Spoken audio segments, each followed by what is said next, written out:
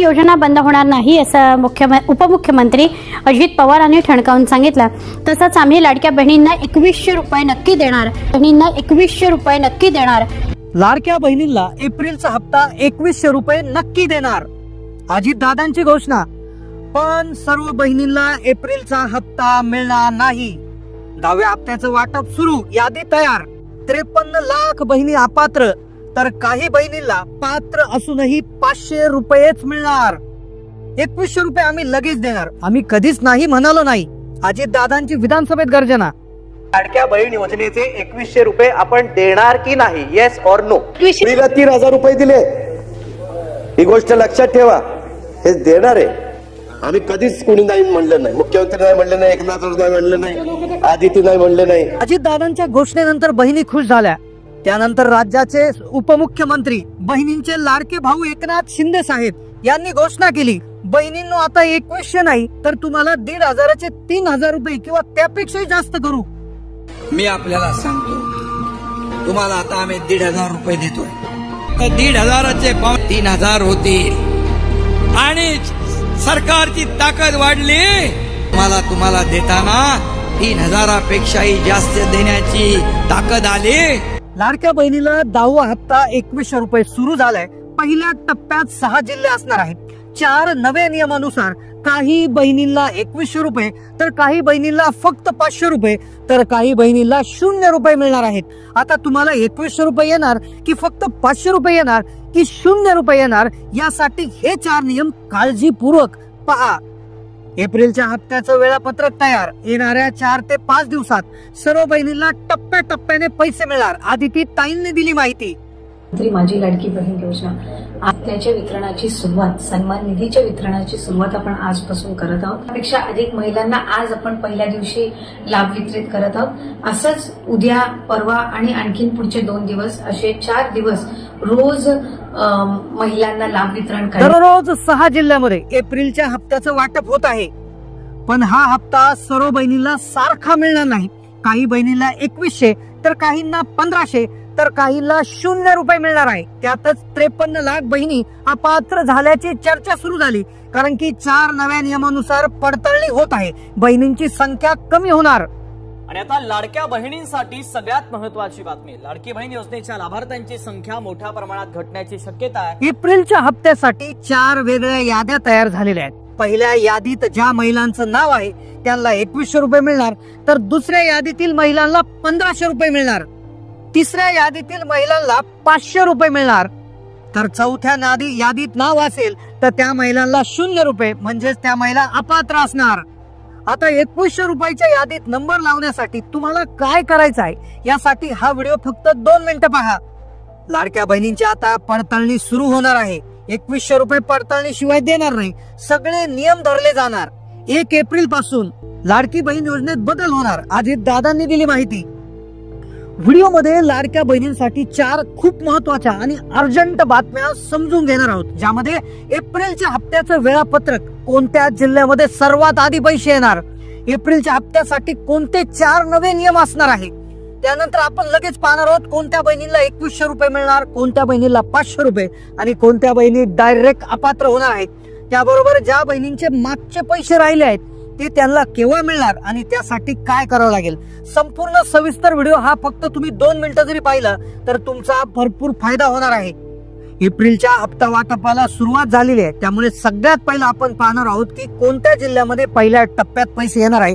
महाराष्ट्रात 36 जिल्हे असल्यामुळे सर्व जिल्ह्यात एका दिवसातच पैसे येणार नाही, त्यामुळे 6 विभागातून प्रत्येक एका जिल्ह्याची निवड करण्यात येणार आहे। आधी जिल्ह्याची यादी तुम्हाला सांगणार आहे आणि त्यानंतर कोणत्या 4 नव्या नियमानुसार लाडक्या बहिणींची याद्या ठरवल्या गेल्यात, कोणत्या बहिणीला 1500, कोणाला 2100, कोणाला 500, कोणाला 0 रुपये मिळतील आणि ज्या बहिणींना अजूनही 1 रुपयाही जमा झाला नाही त्यांचा नेमकं काय प्रॉब्लेम आहे, त्यांनी नेमकं काय चेक करायचं आहे, संपूर्ण सविस्तर माहिती घेणार आहोत। पहा व्हिडिओ तुम्हाला फक्त पुढचे 2 मिनिटं पाहायचं आहे। आता तुम्हाला सर्वांना ठाऊक आहे, आता जिल्ह्यांची नावे सगळ्यात आधी सांगितली जातील। या जिल्ह्यातल्या महिलांनी ऍक्टिव्ह होऊन जायचं आहे। या जिल्ह्यातल्या महिलांना आता कोणत्याही क्षणी मेसेज येणार, ते जिल्हे आहेत पहा 6 प्रशासकीय विभाग आहेत, ज्यामध्ये अमरावती विभाग, पुणे विभाग, नाशिक विभाग, नागपूर विभाग, कोकण विभाग आणि छत्रपती संभाजीनगर विभाग। 6 विभाग आहेत, तर 6 विभागातून एक एक जिल्ह्याची निवड करण्यात येत असते.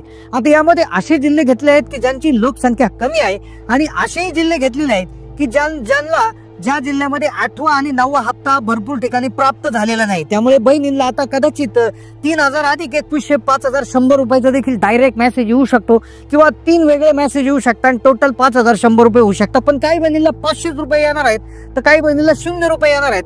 आता तुम्हाला 2100 मिळवायचे असतील तर हा व्हिडिओ फक्त पुढचे 2 मिनिटं पाहत राहा, कारण की पहा पहिला जिल्हा जो असणार आहे पुणे विभागामधून, तर पुणे विभागामधून कोल्हापूर जिल्ह्याला जे आहे प्राधान्य सर्वात आधी देण्यात येणार आहे. आता 2100 मिळतील, 500 मिळतील का 0 रुपये मिळतील यासाठी व्हिडिओ फक्त 3 मिनिटं पाहत राहा. पहा पुणे विभागामधून कोल्हापूर जो आहे जिल्ह्याची निवड करण्यात आली आहे.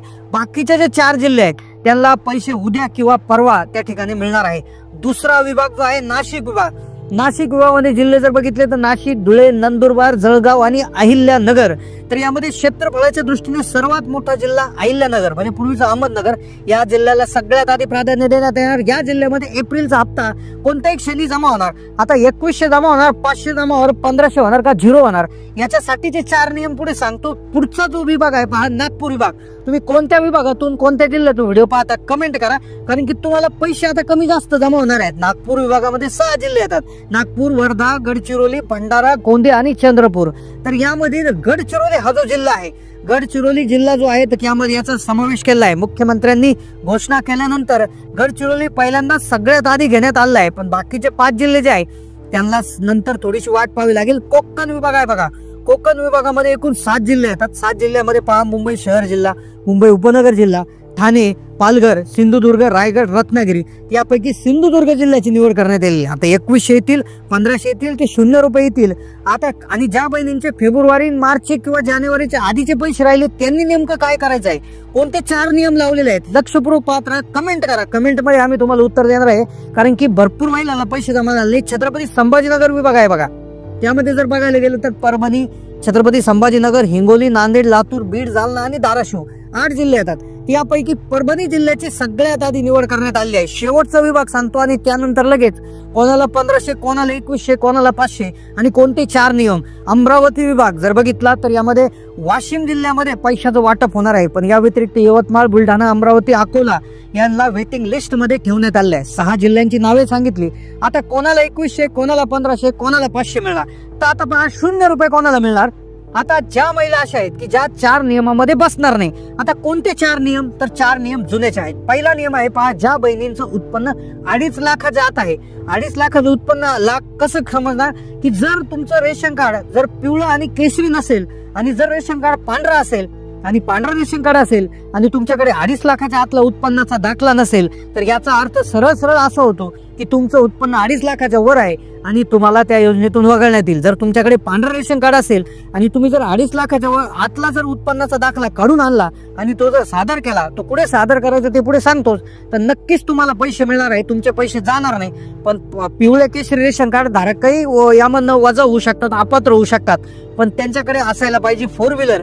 आणि तो आहे दुसरा नियम, ज्या घरामध्ये 4 चाकी वाहन यामधून ट्रॅक्टर वगळण्यात आलेला आहे किंवा रिक्षा वगैरे वगळण्यात आलेले आहेत, 4 चाकी वाहन ज्यांच्याकडे आहे, मग ते खाजगी वापरासाठी असो, कारण की भरपूर महिलांचे प्रश्न येतात की आमचं वाहन आहे पण ते आम्ही व्यवसायासाठी वापरतो, आमच्याकडे जे आहे, पण व्यवसायासाठी तुम्ही वाहन वापरता पण त्याची नंबर प्लेट जर पिवळी नंबर प्लेट नसेल, कमर्शियल नंबर प्लेट जर नसेल, तर मग बाकी तुम्हाला प्रॉब्लेम होऊ शकतो आणि तुमचाही हप्ता पिवळा आणि केशरी रेशन कार्ड वाल्यांचाही हप्ता बंद होऊ शकतो.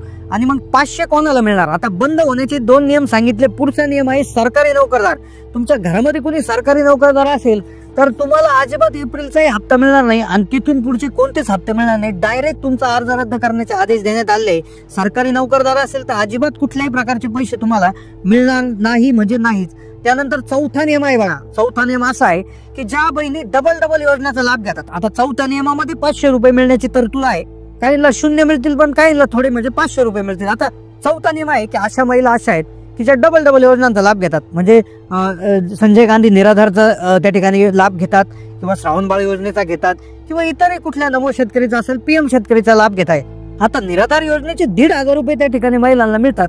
मग ज्या योजनेमधून 1,500 रुपये मिळत आहेत तर त्या बहिणींचे लाडकी बहिणीचे पैसे डायरेक्ट 0 रुपये करून टाकणार आणि त्यांचं नाव अपात्र यादीत घातलं जाणार आणि त्यांना कुठलेही पैसे मिळणार नाही.